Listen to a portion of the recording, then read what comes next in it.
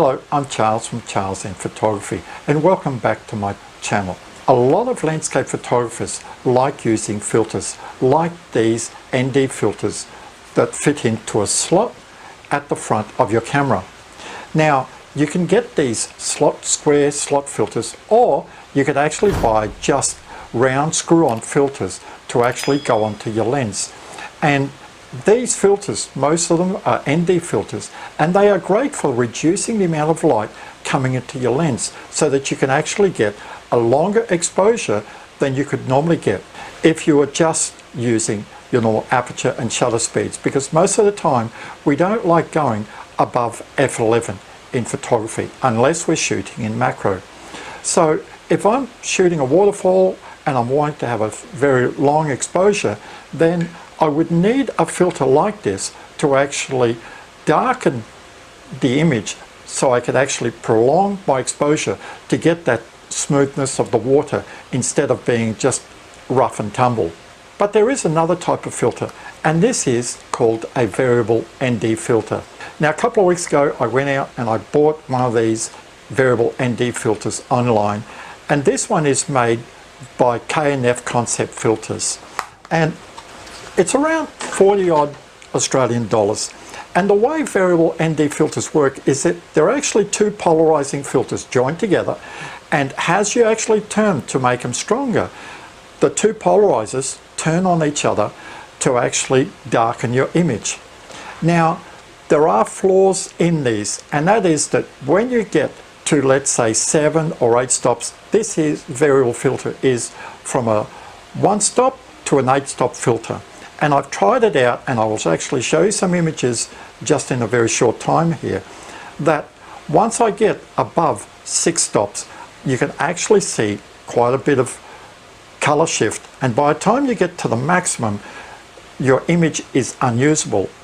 But let me just say at the start that because I've actually bought these before, not by this company, but I've used a couple quite a few years ago, I had a very good idea of what I was getting in for.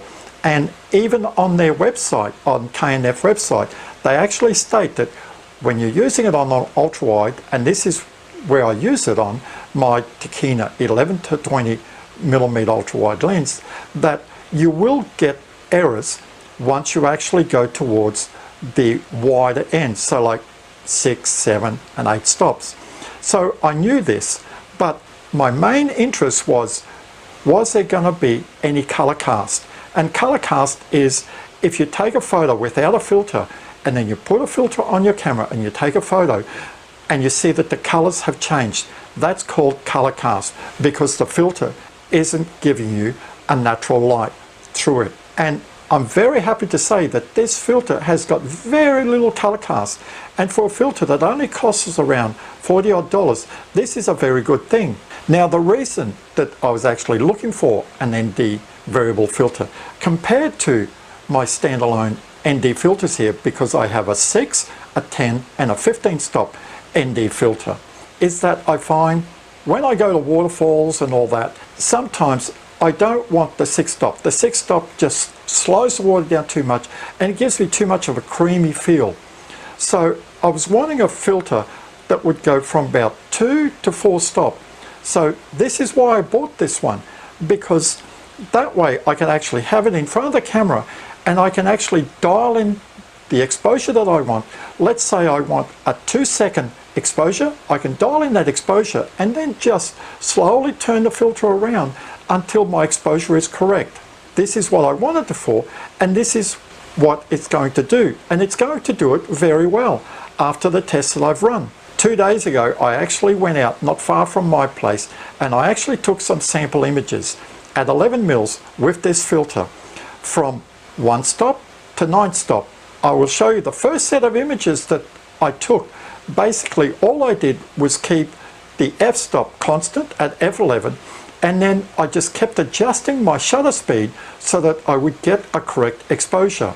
Now when I was doing this, I did realize that this filter isn't a true 1 to 8 stop filter, because as I was moving along they weren't matching up, because if I'm going from 1 stop to 2 stop And for example, if at one stop my shutter speed is 1/125th of a second, then if I move to two stop, I'm losing one stop of light.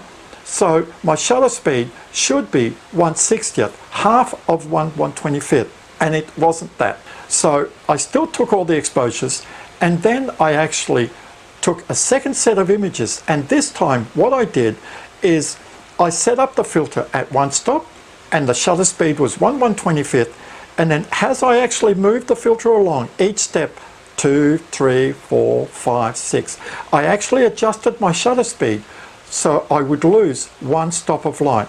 And you will see that the images are very much overexposed. I wanted to do this test so that I could see for myself, and I could actually show you as well, that this filter isn't a true 1 to 8 stop filter, but it will still allow that you can actually get longer exposures, probably in reality from about 1 stop to 4 stop of light.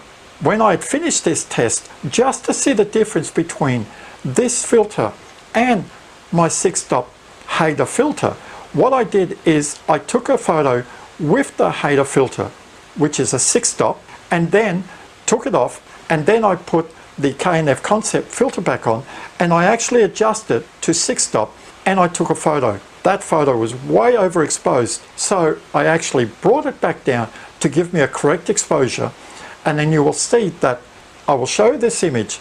The difference is that compared to the 6 stop, this filter at 6 stop equals a 4 stop filter. So now let's just go onto the computer here, and I will actually show you all the images one step at a time. So these are the first set of images using my Nikon D500 with the Tokina 11-20mm at 11mm, f11, ISO 100, and the white balance at cloudy. And all these images are JPEGs straight off the camera. And you can see here I've stated the shutter speed was adjusted to produce a similar exposure as the image taken at 1 stop on the filter. Now this is my test image that I took without any filter, and the shutter speed was 1/1000th of a second. Now pay attention to the blue sky. You'll see like it's nice and blue, but then when we put the filter on, it just changes just ever so slightly. So this is the filter, and you can see the blue has just changed slightly, but I actually prefer this blue better than the very bright blue that is on the camera. So the filter strength here is 1 stop and 1/400th of a second. This is a 2 stops at 1/320th of a second, which in reality it should actually be 1/200th of a second because we're losing 1 stop of light. This is 3 stops at 1/250th of a second, 4 stops at 1/60th of a second, 5 stops at 1/100th of a second, 6 stops at 1/60th of a second, and you can see here at the 6 stop, just the edges in the center, just the center edges are just starting to darken up a little bit. Now this is at 7 stops, and now you can see the edges. It's like a curve that starts from the corners and curves into the image and then curves back out. This is getting darker now. And this is 8 stops, and you can see this is very evident now. Now from 7 stops onwards, I would say that these images are unusable. So this is the filter at maximum at 1.3 seconds, and you can see there is a big X mark in there. And the reason there's the X mark is that these filter, like I stated, they're 2 polarizers, and what happens is when you actually reach the outer limits of the 2 polarizers, they actually join up, and you're actually seeing the edges of the polarizer join up, and this is why you get the cross. So now we'll go on to the second set of images, and these images are the ones where I actually manually adjusted my shutter speed to lose 1 stop of light, and you will see that the images are overexposed. So this is the first one at 1/125th of a second. The second one at 1/60th. You can already see it's quite overexposed. This is 3 stops at 1/30th of a second. 4 stops at 1/15th of a second. 5 stops at 1/8. You can see this image is well overexposed. 6 stops at 1/4 of a second.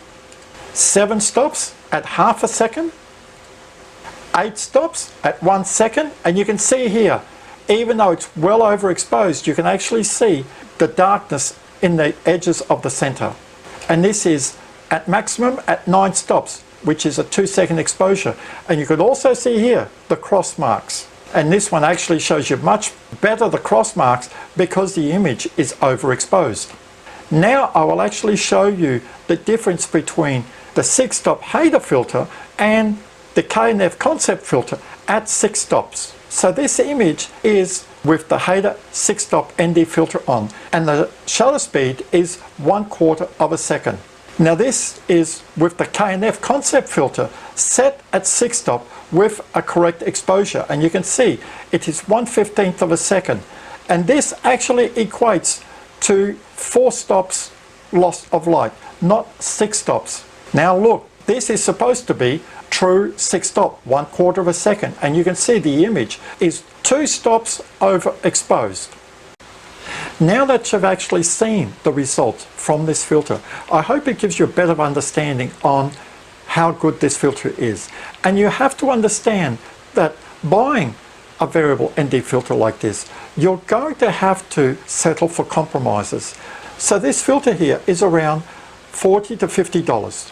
This filter, one filter, is $100. So you can imagine to get the similar qualities has the Hader filter, you would actually have to multiply $100 by 8.